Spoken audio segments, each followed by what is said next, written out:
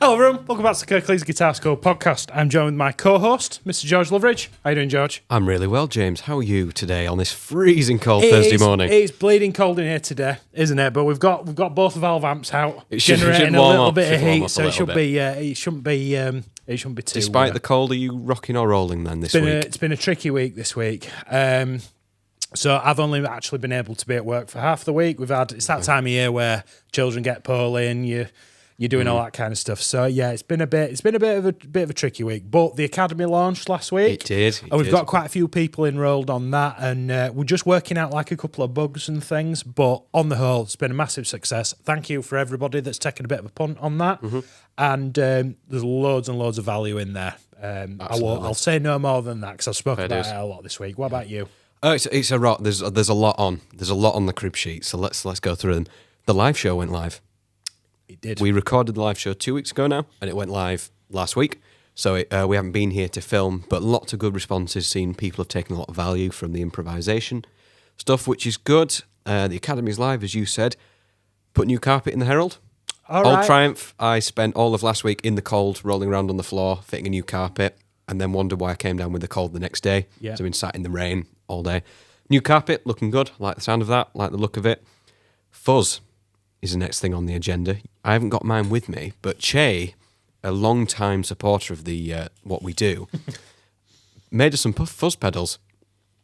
So this is actually going to feature on Friday's lesson, which is on the job to film today, but you guys will have seen it beforehand. By the time. Yeah. So yeah, we're going to. I've yet to plug this in, but I'm really looking forward. I tried mine, and it sounds great playing Spirit in the Sky.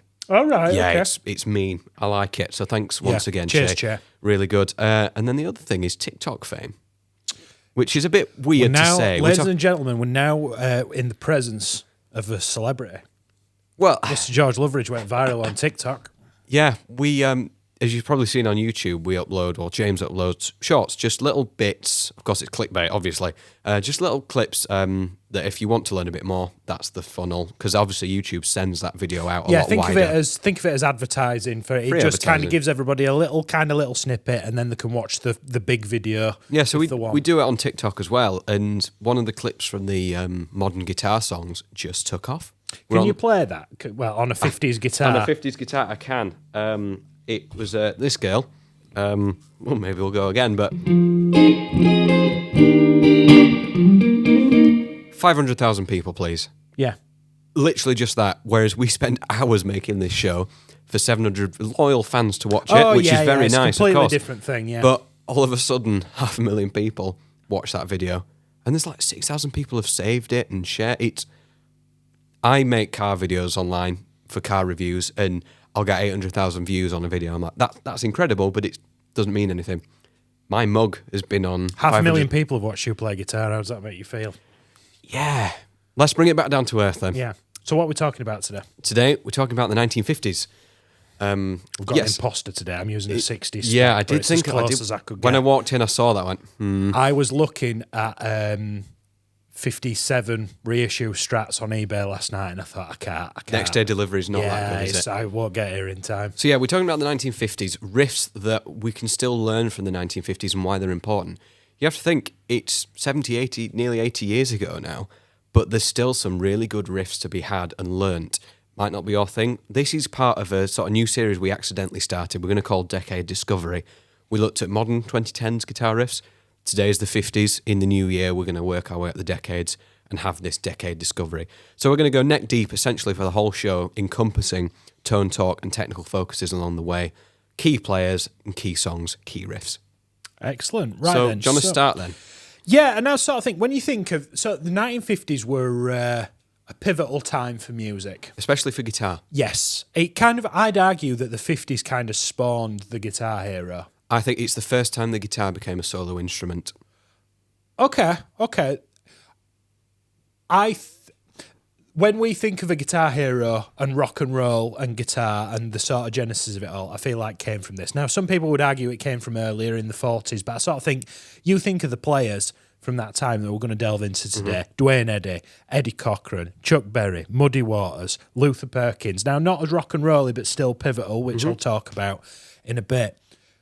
We want to get into today a couple of those riffs that you can kind of take away and have a go with at home. But what's different about them and what kind of bled into the future of popular music from that style? Now, when I think of the 50s, I think of... It's basically the electric... it's not a word, is it? It's the blues, basically, but electrified. Yeah, I'd say that's absolutely spot on, yeah. You think socially what was happening in the 50s, all of a sudden people were doing things for leisure, you think of sort of like the post-World War II, all the whole post-war austerity. Now, most of this is Americana, and that bled into the UK, because you had like the Beatles slicking their hair back in 1957 to try and be Chuck Berry. That was how we got it from our side. As the soldiers were coming back, they were bringing records back with them, and those would go into places like this little place called Liverpool. That was really important for British music at a certain time. Flogging records, yeah. All these records that were coming in, the Americans, of the American artists like your Chuck Berrys and those kind of guys, we were all listening to, and that what spawned the British invasion, the sort of like your Eric Clapton, your Yardbirds, Beatles. All their influences. All that kind of stuff that we're really passionate about. This is the predecessor to this. Now, you're a bit more of a nut in the... You like the 50s stuff more than me, but I can appreciate where it comes from. And we've got a couple of great little riffs to look at you today. say culturally as well, like people bringing it up. America was in a bad way in the post-World War II, but then stuff like hire purchase came about. You could buy a washing machine, or more to the point, a record player for a couple of dollars a month, and you'd pay it off over time. You could have picked something way cooler. Yeah, you could have bought a Fender Stratocaster or something. A Strat in America at that time, that's very, well, in the UK, I suppose, very rare. Yeah. But yeah, people could buy these like record players, TVs. People just didn't have luxuries over the time. They were still washing their cats on a washboard in a river. So in terms of the musicians then, we've mentioned Chuck Berry, Muddy Waters, that sort of stuff. Should we look at some songs then? Then I'll kick the ball to you to start then. So I've written a few down. The first one I'm going to start with is a song I remember. I had this on a CD I got from a library. It was like 50p. Yeah. It was Buddy Holly Greatest Hits. And it was my mum that bought it for me because she said, you like the Beatles, they like Buddy Holly. I went, well, why do I want to listen to Buddy Holly? Oh, how wrong I was. Yes. So the first one, and I'd say this is one of the hallmark Buddy Holly riffs. I'm playing the wrong guitar. He played a Strat, which no one had seen back then. It was a Gretsch or a Gibson that you were playing. That'll Be the Day is the riff that I'm going to try not to ruin too much.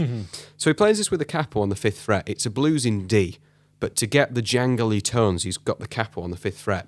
So something that hadn't really been seen at that point. But this is what it's got. It's very much an open blues riff that we know now, but back then it wasn't as common.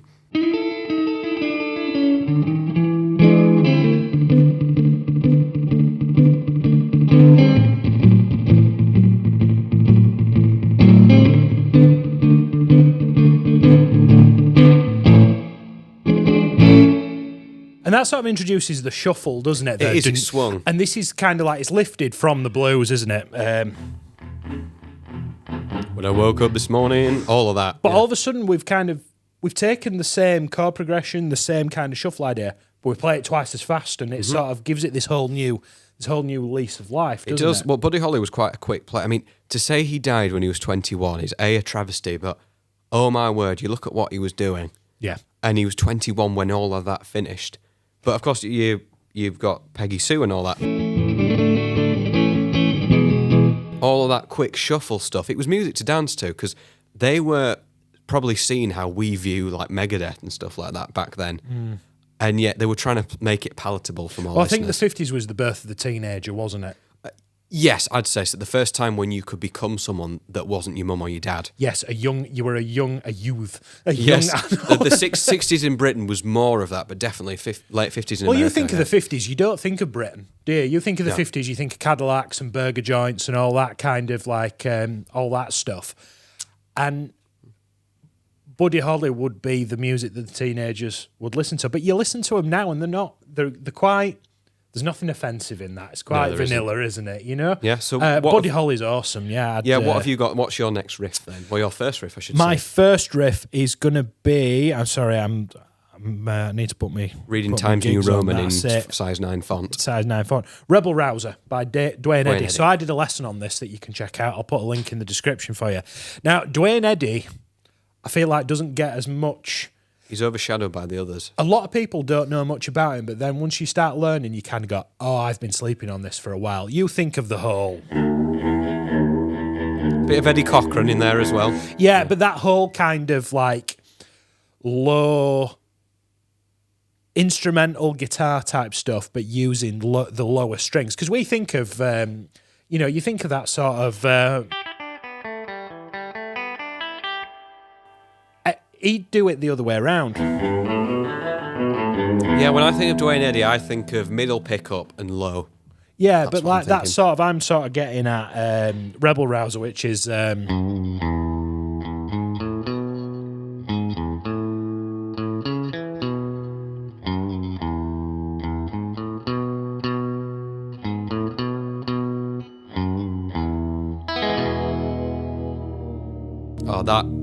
That trem just does something to me. And I think that's a big thing about the 50s. This is kind of why I was like, do I get the 355 out? Or do I get the Jazzmaster out? Because a lot of those guys used the tremolos. So I've sent you a picture to overlay. I miss my Gretsch more and more every day as time goes on. I shouldn't have sold it. Because it was big, red, and it had a big speed to capture that kind of sound. George had a very, very, very complicated relationship with this guitar. Some days he'd absolutely love it, and other days he wanted to put it in the bin. Mm-hmm. But if we're doing today, it would have been the ideal tool for the job. As a friend, it's like that bad ex-girlfriend that I want you to stay away from. Don't buy another one. Do not buy another one. Right, so Dwayne Eddy, definitely, I'd definitely check out any of his stuff. Now, you mentioned Eddie Cochran. The two are quite... Same plane crash as Buddy Holly. Eddie Cochran. I didn't know that. Oh, hang on, I can hear the comments erupting. There was 3 people that were on that plane crash. But I think it was Gene Vincent died in a late, or was it Gene Vincent who was there? He was young anyway, Eddie Cochran. I'll do some Googling and correct you. Please, overlay it to save the YouTube. It's been a while. The YouTube scientists getting cross with us. Mm-hmm. What about Eddie Cochran then? I've seen that on your... on your Summertime Blues. Yeah. Well, classic. It's either Summertime Blues or Come On Everybody that starts with that E flat to E warble. But then he does it again, same chord progression in Come On Everybody, or again.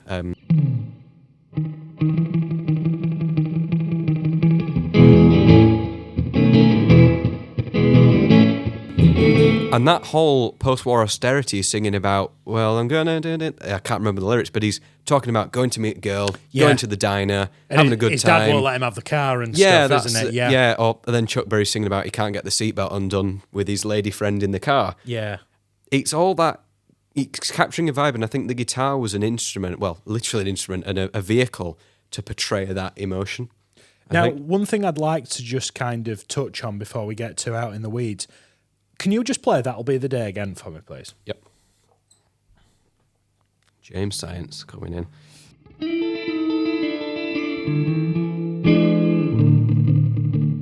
Okay, so That'll Be the Day. Can you take your cap off and play the Eddie Cochran one for me, please?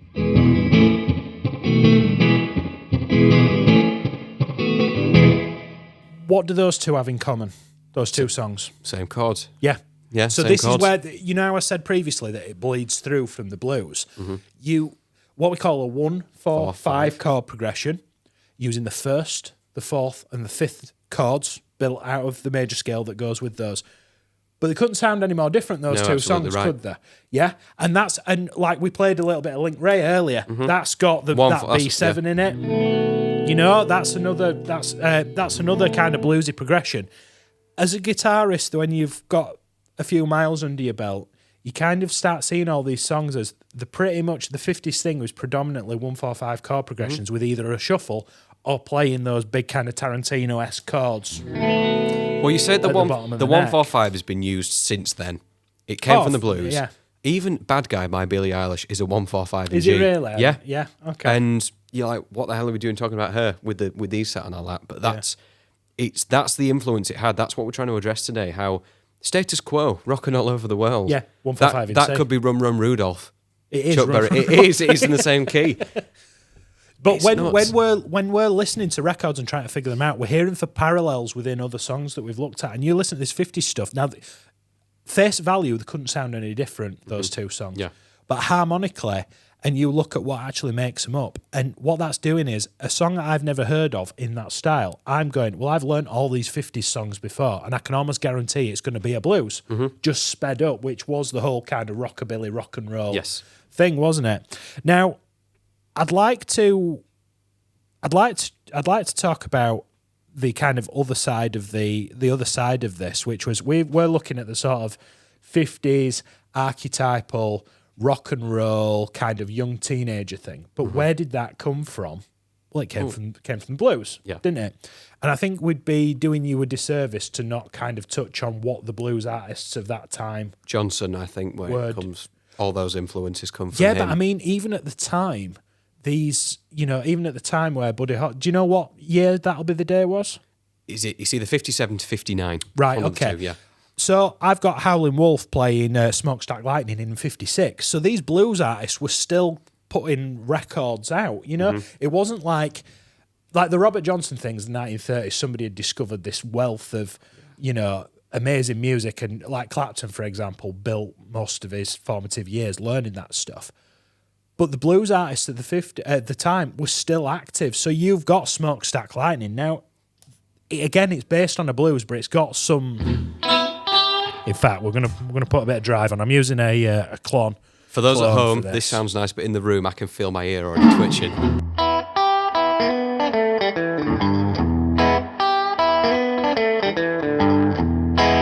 And it's got that sort of aggression. Listen to me. Do you know what the other thing with the blues is, especially for here's over in Blighty, someone like John Lennon, who grew up waiting 3 weeks for a slice of bread in black and white.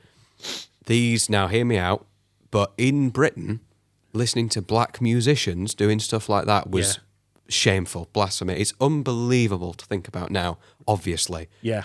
But there's something quite good about being bad.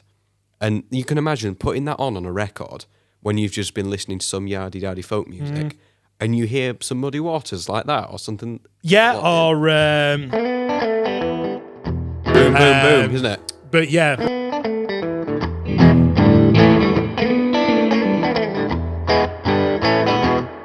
it's just nasty.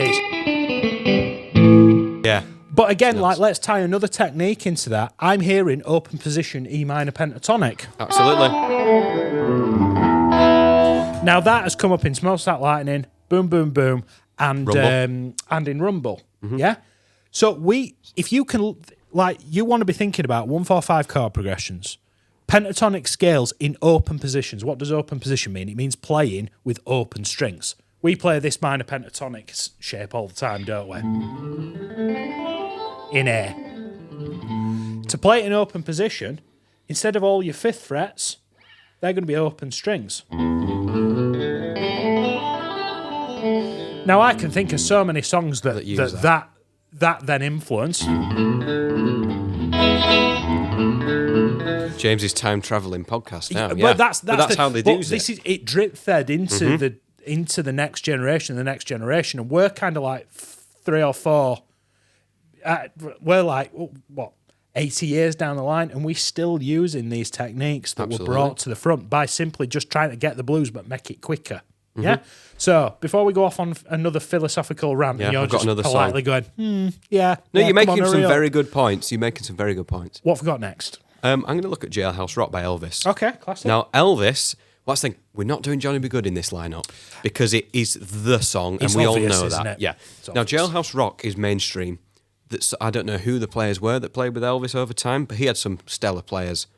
Did Scotty Moore play on Jailhouse? Yeah, he plays. Did he play on Jailhouse Rock? I don't know. He did. Was Might it be a Little bit too Sister? He late. did. Which So is Scotty 60s. Moore did the whole kind of Mystery Train. and he should have got an honourable mention. Actually, come to think of it. But Jailhouse Rock is one of the most well-known, other than Blue Suede Shoes, that sort of thing. However, I think this is one of the first songs, pop songs, which would have been at the time popular music, to use a walking bass line.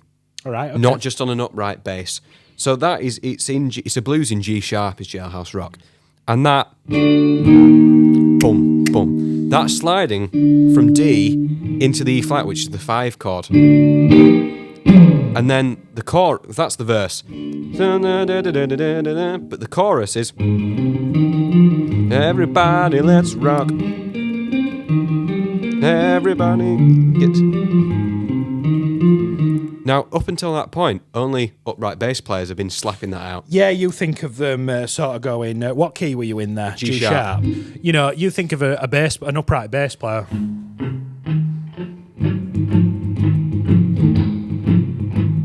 But then all of a sudden, we double it. Go to the back pickup. It's the sound, isn't it? Mm-hmm. Any of you that are enrolled on the Kirklees Guitar School Academy, lesson 6 of the blues course, I take you through a full blues in the key of A with that walking bass pattern and kind of speed it up to make it quite walking rockabilly. basses, any bass player I've ever taught, I will teach you a walking bass quite early on, because then if you're not sure what you're playing, it's this 5 things to do at a blues jam idea again. But like I said, rocking all over the world, you can instead of sitting on a root note, you can chuck in a walking bass anywhere up the fretboard. But can you imagine watching your black and white TV for the first time and you get there?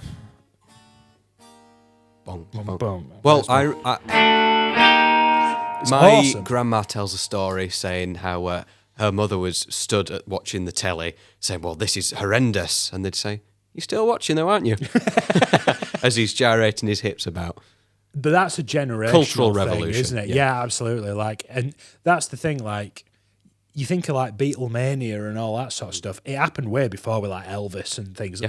And again, that dawn of the teenager of the young people actually, rather than finish school, get a job, have a family. There's It's this war kind babies. of grey area. Yeah. That's exactly Go on, give what it us is. another. Right. So this has been my last one, and I think Okay. we've kind of been in this rock and roll We have. bit for quite a while, and I think Luther Perkins needs an honourable mention. So Luther Perkins was part of the Tennessee Three, who was Johnny Cash's backing band. Oh, wow, okay. Now, country music bled into the whole rock and roll 50s thing as much as the blues did. Now, that kind of walking bass thing, you can play like that, but almost the playing a bass line. Now, the Tennessee Three was literally Johnny Cash, Luther Perkins, and I forget the percussionist's name off the top of my head. But they were a 3-piece band, but they didn't have a bass player, right? So he would play the bass parts. Right key, James. Right pickup.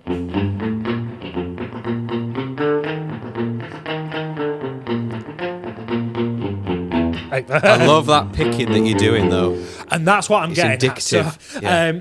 now, what I'm doing is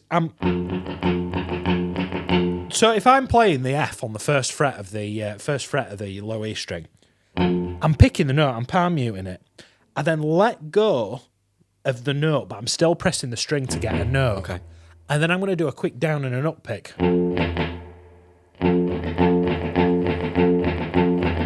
And what I'm trying to do, it's called a train beat. Yes. It's what the snare drum... Yeah. What he's doing on the snare drum.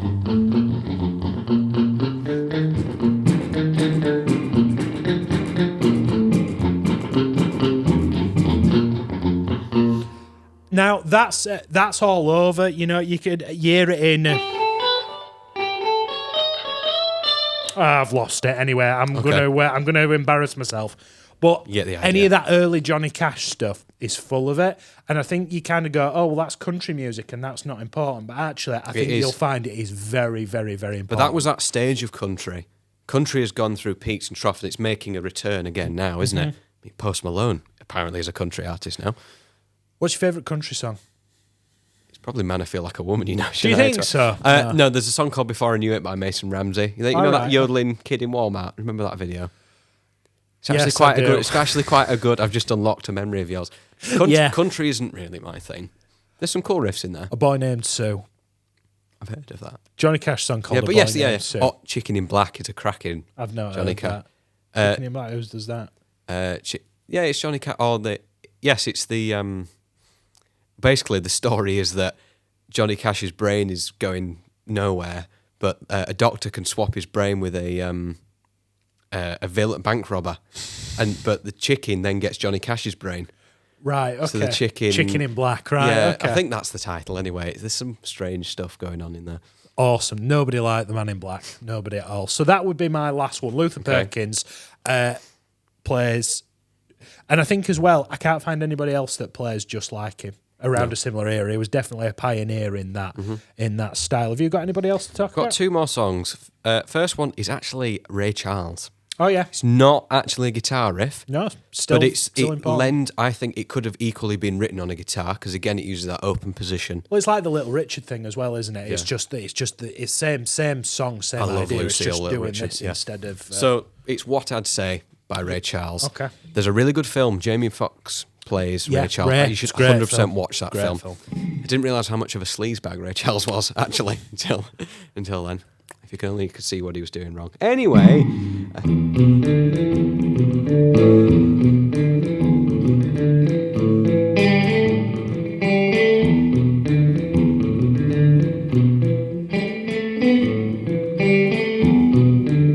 It then develops. So that's almost kind of mixing the three things that we've talked about. So Walking- 1-4-5 chord progression, Yeah. walking Walking bass, but with minor pentatonics. It's at that second line where It's almost it like you develops. chose it on purpose, George. It is. Even though it's keys and hot hammered organ, that's the famous TV recording where they ad-libbed it. Oh, yeah, please. Fender Rhodes, not Hammond organ. It's a Fender Sorry, Rhodes do piano. apologise. It's an electric piano. Gene Vincent heard that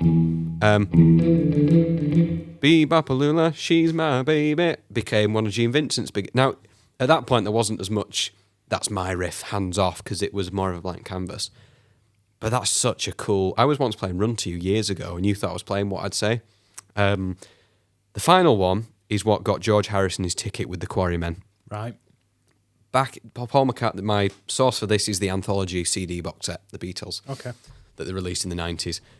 Back in the day, George was a bit of a sort of quite a cocky lad. He'd sit on a bus and teach people how to play guitar chords. Because back then there was no KGS Academy, KGS podcast, obviously. So someone get on a bus and you say, bloody hell, that kid knows how to play D7. I want to learn that. And that's your homework for that week and you'd have to remember it. But John was notoriously unimpressed with a lot of things. And Paul introduced this spotty teenager who was, I think, 14 Right. at the time. I think he was only 17 when they went to Hamburg and they had to lie about his age. And he could play this.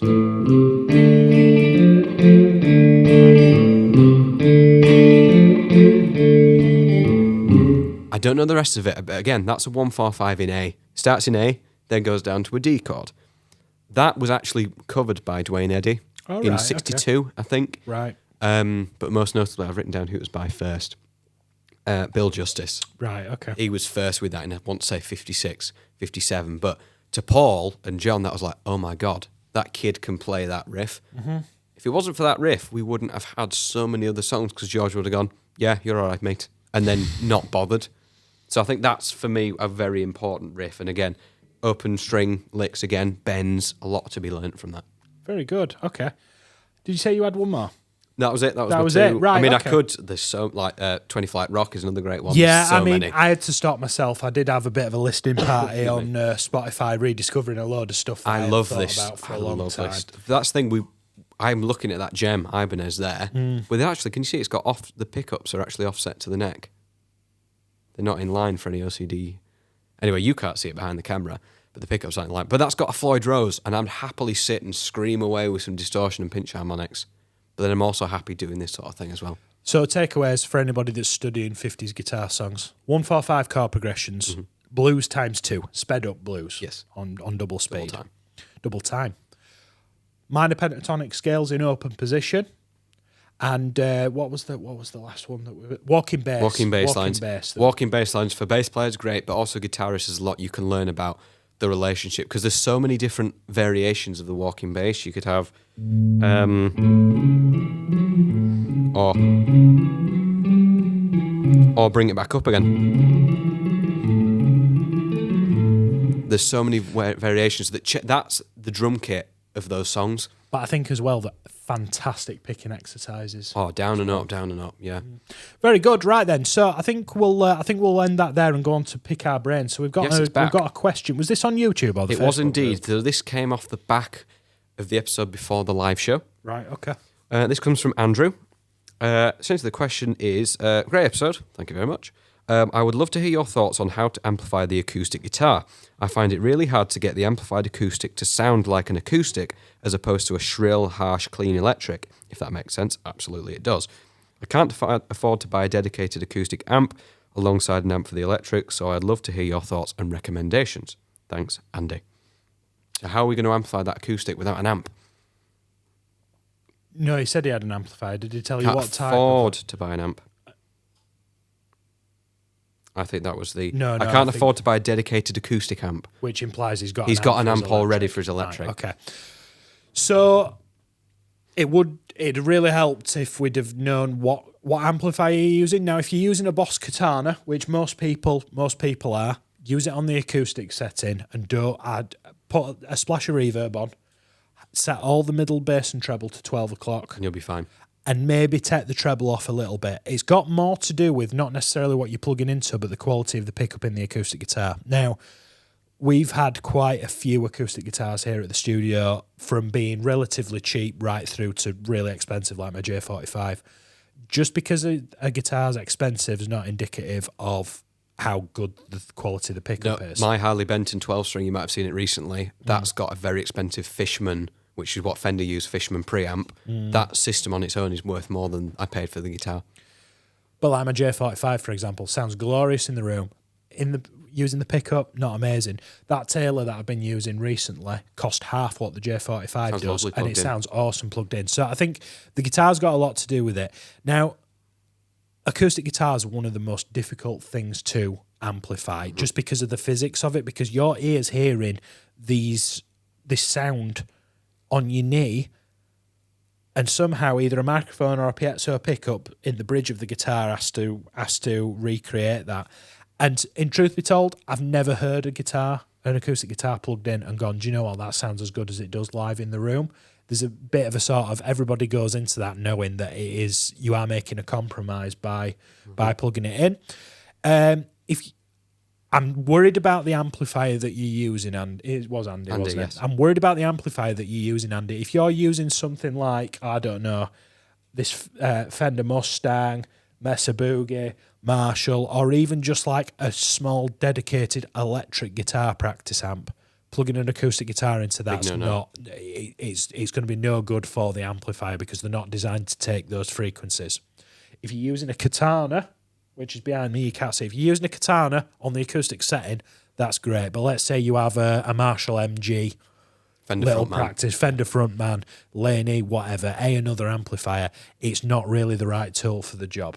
Have you got anything to add to that? Move away. If you're now, I know you said, right, there's two things. Microphones, it's then how you get that across, so that's a different conversation. But if I was plugged in this close to my amp with my acoustic, it would be going whoom, whoom, whoom. The frequencies are just too much, I've always found, even with a PA. Dial the volume back on your guitar and turn your amp up. Okay. That's how I've navigated that feedback issue. Well, you gig with an acoustic guitar far more than me, don't you? Like in the summer, it's every weekend. As you say, well, in terms of EQ, to get it to stop sounding like a shrill, tinny, because we've all heard it, I'd say, you said take the bass off a little bit, but I'd say back the treble off first. I meant treble. Sorry, okay. Right, yeah, I meant treble, because otherwise you get... And then another thing, adapt your playing. Improvise, adapt, overcome. Play more towards the neck over the sound hole rather than by the bridge, because then you're going to get that harsh sound. I can't remember what they're called. You get those dampeners that you stick in the middle. You see people when they're playing live use those. So the pickup is literally only having to work on inside the instrument, not the acoustic. So it is a big topic, Andy. Thanks for raising it. But that's what I do. Step away from the amp if you're using an amp, or save your pennies. And there's I've got a Fishman amp at home. I haven't used it for donkeys, I must admit. But a good acoustic amp, you may think you'll only use it once in a blue moon. but you're then satisfying that amplification requirement. It's not just the money though; it's the space as well, isn't is. it? I had an acoustic amp that I bought when I bought my first acoustic guitar, which plugged into an amp. Thank you, George. All live here, folks. It's We're playing Tiddlywinks now. yeah. My hands are that cold. Yeah, that's it.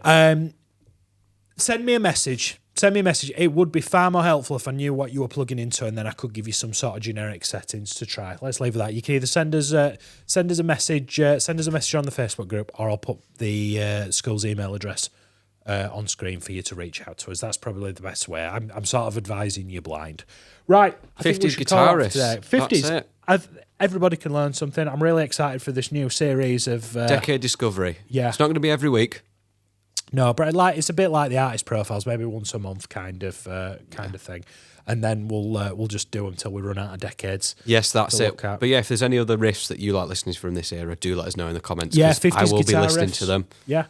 Also 60s, which is going to come. We're going to do 60s in the new year. Next, so if you've got any 60s riffs that you think we should talk about, I think the angle for that needs to be how it changed, because you look at 61 and Dwayne Eddy's still singing about his old Cadillac. Yeah. But then you get Sgt. Pepper in 67 and it's miles I'd argue apart. it's one of the widest. 100%. Well, maybe the 90s were as well. I don't talk about the 90s. I'll switch off then. But I will have to switch on for that Decade Discovery. You absolutely will. Right, thank you very much for watching, everybody. We'll see you next week. You just take some solo in and we'll call it there, I think. Right, okay. Yeah.